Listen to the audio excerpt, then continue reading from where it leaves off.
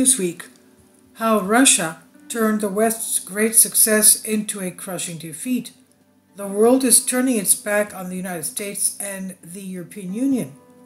Unexpected major failure for the West in the Ukraine war.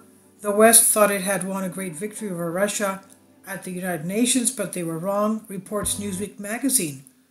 The March 2022 UN General Assembly vote condemning Russia's actions in Ukraine could be said by Western diplomats as a great victory, but it only masked a very big failure in explaining the Western's position.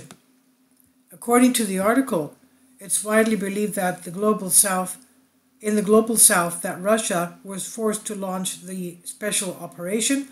The world is turning its back on the US and the European Union. There's a deep resentment towards the West for all its colonial past and everything else, it says.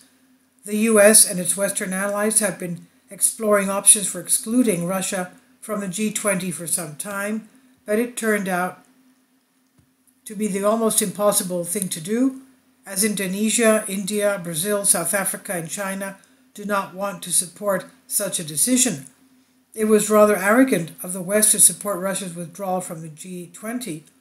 The world order is turning its back on the US and the EU. The condemnation of Russia has not received such a wide response in countries other than itself, the magazine points out. Russia has been conducting a military special operation in Ukraine since February 24, 2022. Vladimir Putin cited it as his duty to protect the people who have been subjected to intimidation and genocide by Kiev regime for 8 years, and according to the Russian President Putin, the ultimate goal of the operation is to liberate the liberation of Donbass and the creation of the conditions that guarantee Russia's security. Failure of the sanctions put on Russia.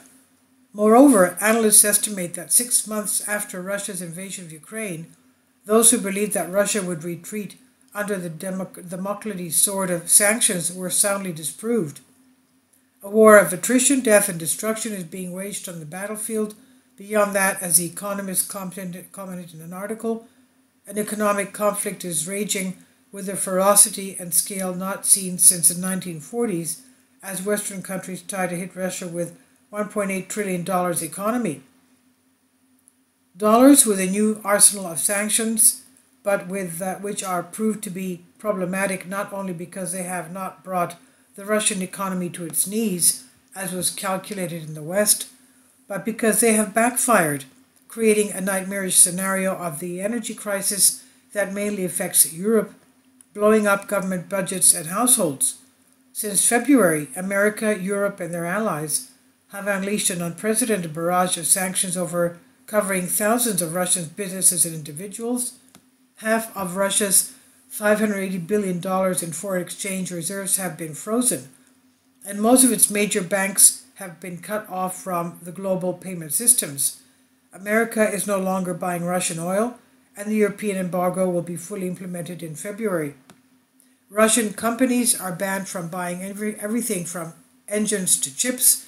Oligarchs and officials face travel bans and asset freezes, and yet predictions of Russia's economic meltdown proved wrong, with Russian GOP shrinking, but not at a catastrophic rate, by 4% in the second quarter as rising energy prices prop up budget revenues.